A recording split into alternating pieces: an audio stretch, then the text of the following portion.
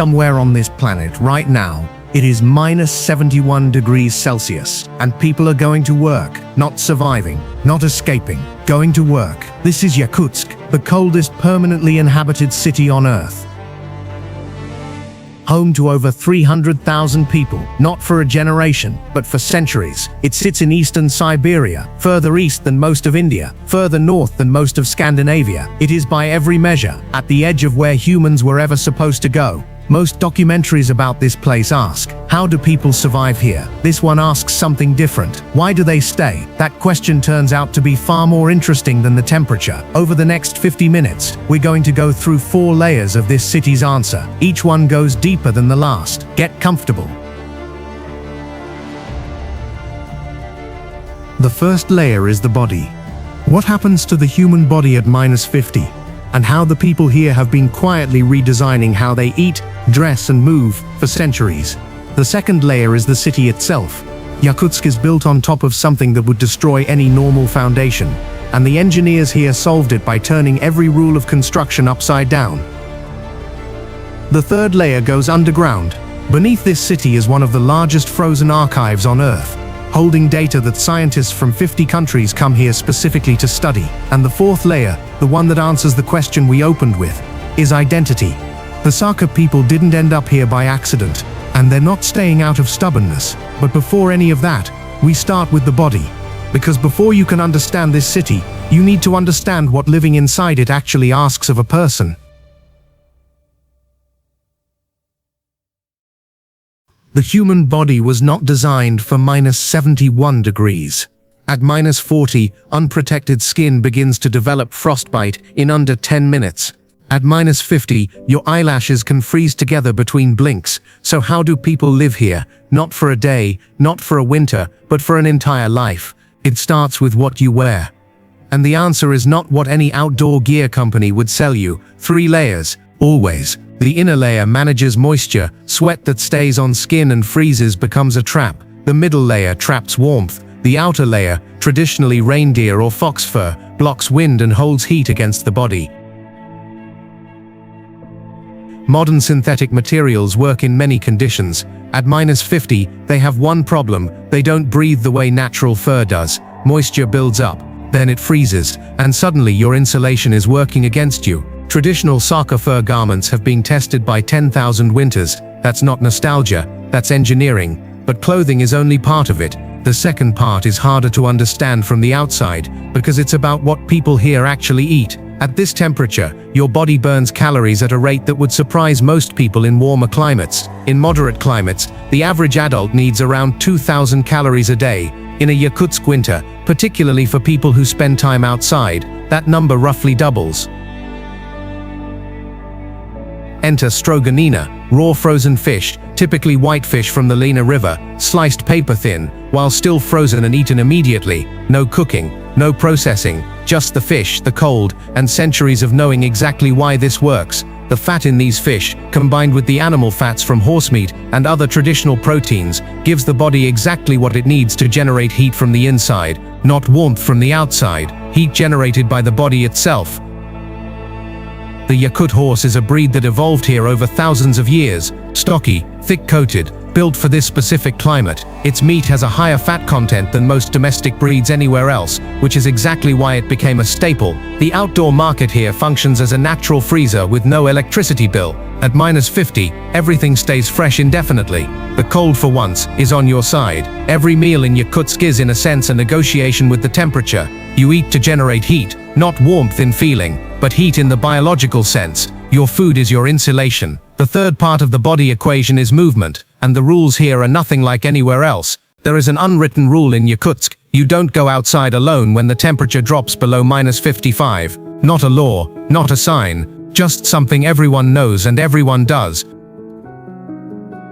Because at that temperature, if something goes wrong 100 meters from your door, you may not make it back. You breathe through fabric, a scarf, a mask, sometimes just a fold of your collar to warm the air before it reaches your lungs. Breathing unfiltered air at minus 50 is like inhaling something that burns. You don't run. Outside in winter, you never run. Running generates sweat. Sweat freezes against your skin. and suddenly the layer closest to your body has become a sheet of ice. What strikes me most about all of this is that none of it is improvised. It has been refined over centuries, passed from parents to children, built into the way people carry themselves, the way they dress their children, the way they talk about the cold. It isn't survival instinct, it's cultural knowledge, accumulated over generations. The body here isn't adapted to the cold in any biological sense. It has been educated by a culture that has been doing this long enough to know exactly what the cold demands of it. But the body is only the first layer. The moment you step outside and look at the city around you, you realize something else is happening here, something that would confuse any engineer trained anywhere else in the world. The city itself seems to break every rule, and it does, deliberately.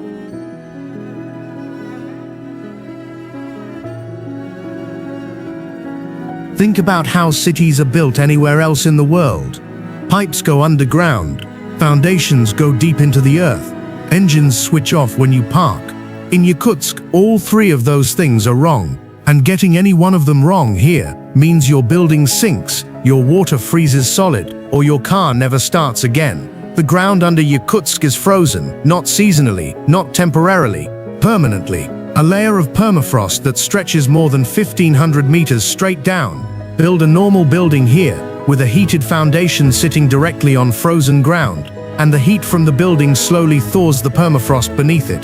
The ground softens, the building tilts. Over years, it sinks. The solution Yakutsk engineers arrived at is elegant in its strangeness. Lift the building off the ground entirely. Don't heat the earth. Let the cold keep doing what the cold does best. Steel piles are driven down into the frozen earth. The building sits 1 to 2 meters above the ground. Cold air circulates freely in the space underneath, keeping the permafrost frozen year-round. You heat the apartment above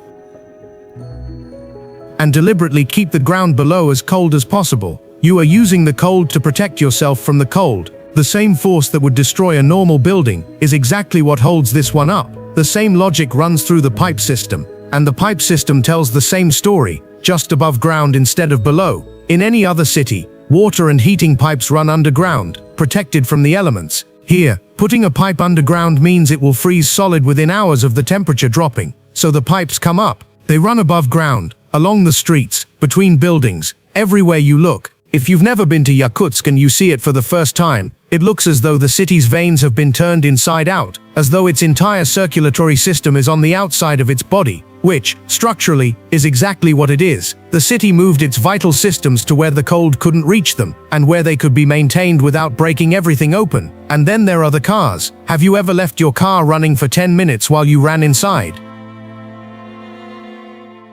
In Yakutsk in winter, running your car continuously isn't a bad habit. It's a maintenance plan. At -40 degrees, motor oil thickens to the consistency of cold honey. Batteries lose most of their charge almost immediately. An engine that's been switched off in those conditions will very often refuse to start again. So for 6 months of the year, many cars in Yakutsk simply don't get switched off. They run continuously, day and night, because the alternative is to risk not being able to leave your own driveway the next morning. Heated garages, insulated, warmed through the winter, are standard here, not a luxury. A garage isn't where you store a car, it's where you keep it alive. What I find remarkable about all of this is the level of calm acceptance. Nobody in Yakutsk looks at the exposed pipes or the buildings on stilts and thinks, this is strange, because from where they're standing, it isn't. It's just what works.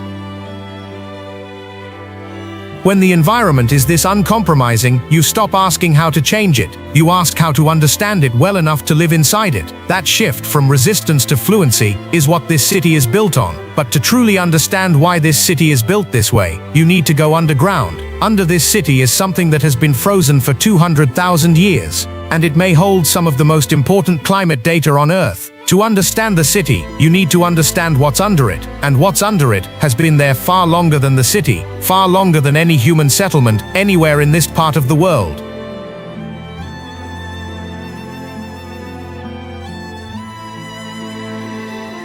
You are standing in one of the most unusual rooms on Earth. The temperature is -10 degrees Celsius, and it will be -10 degrees Celsius here next week, next year, and in all likelihood, a century from now. This is the Melnikov Permafrost Institute, or more specifically the underground laboratory that exists beneath it. Scientists here have been studying what's under Yakutsk for over 100 years, And what they've found changes the way you think about this city and about the planet. Permafrost. The word itself is simple enough, permanently frozen ground. But the reality of it here is something that takes a moment to absorb. Beneath Yakutsk, the permafrost extends downward for more than 1,500 meters. That is deeper than most mines.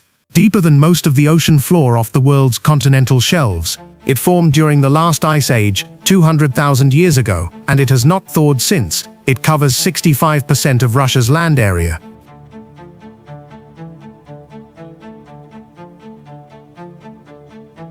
(25% of the entire northern hemisphere's land surface). In the Arctic and subarctic regions, it is not an anomaly. It is the normal condition of the earth beneath your feet. The permafrost beneath this city is not just frozen dirt. It contains organic material, leaves, animals, microbes, preserved exactly as they were thousands of years ago. Woolly mammoths have been found here in near-perfect condition, their fur still intact, their last meal still identifiable in their stomachs. The permafrost is in effect the world's largest natural archive, 200,000 years of Earth's history, locked in place below a city of 300,000 people. That is what engineers here are building on top of. And that is why every architectural decision in this city has to begin with one question: how do we make sure none of our heat reaches what's below us? But the permafrost is not just a foundation problem, it is a window into time. And the scientists who work here are not only archivists, they are reading a warning. The permafrost across the Arctic region holds an estimated 1.5 trillion tons of carbon and methane,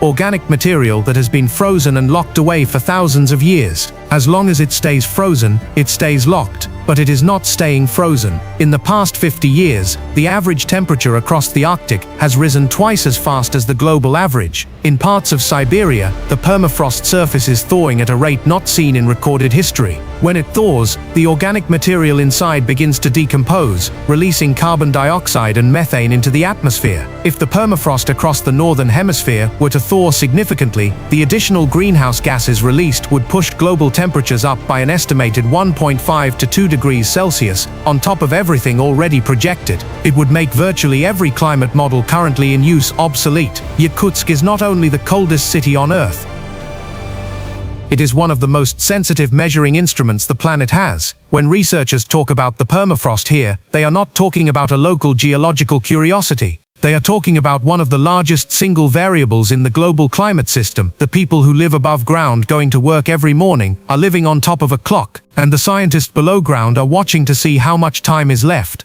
But if the permafrost is changing, and it is, there is a question that follows naturally. The people who have lived on top of it for centuries, do they sense it? Do they feel it? And does it change anything about why they choose to stay? The answer to that question takes us to the fourth and final layer, the one that is hardest to measure, and perhaps the most important.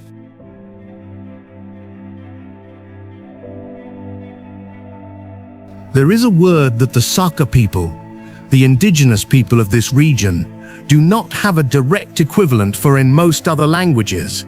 The closest translation is something like, the quality of a winter that makes a person stronger by passing through it. That is not unusual in itself. What is unusual is that the Yakut language has more than 40 distinct words to describe different states of snow and ice, each one carrying information about temperature, texture, age, and danger, each one a piece of survival knowledge, encoded in language over thousands of years. The Sakha people arrived in this region centuries ago, long before the city existed. They were not brought here. They came here, and they stayed, because this land, as brutal as it is, became theirs. They did not adapt to the cold the way a body adapts to altitude or heat. They absorbed the cold into their identity. They made it part of who they are.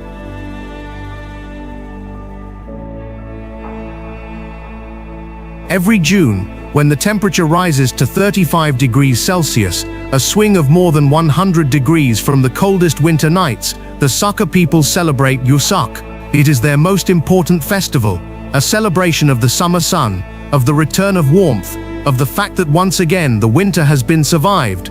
But it is not a celebration of escape. It is a celebration of endurance. The dancing, the singing, the communal feasting, none of it says, "We made it out." All of it says, "We are still here." The most famous expression of Sakha philosophy about the cold is simple enough to be almost dismissive. until you consider how many generations it took to arrive at it. There is no such thing as bad weather. There is only inadequate clothing. That sentence on the surface is practical advice, but underneath it is something more significant. It is a refusal, deliberate, considered, and centuries old, to treat the environment as an adversary, to treat hardship as a question of preparation, not of fate. The cold does not define them as victims. It defines them as people who know exactly what to do, and that is why they stay.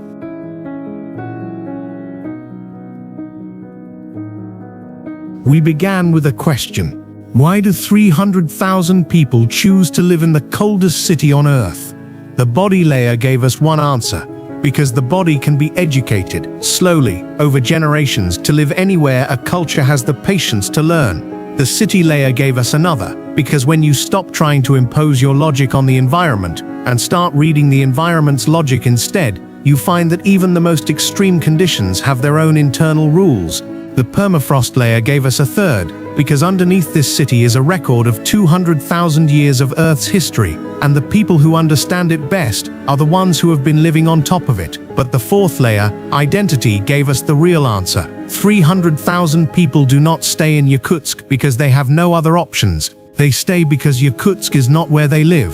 Yakutsk is what they are, and no one leaves themselves behind. That is not a small thing. In a world that increasingly asks us to be flexible, adaptable, willing to move, willing to start over, there is something quietly extraordinary about a community that looked at the harshest place humans have ever chosen to inhabit and said, "This is ours. We are not going anywhere." Before you go, one question, and I genuinely want to hear your answer. Is there a place in your life that has shaped you the way Yakutsk has shaped its people? A place that was hard, or cold, or demanding, and that you stayed in, and that stayed in you? Drop it in the comments. I read every one, and if this documentary found something in you, the next one goes somewhere equally extraordinary. I'll see you there.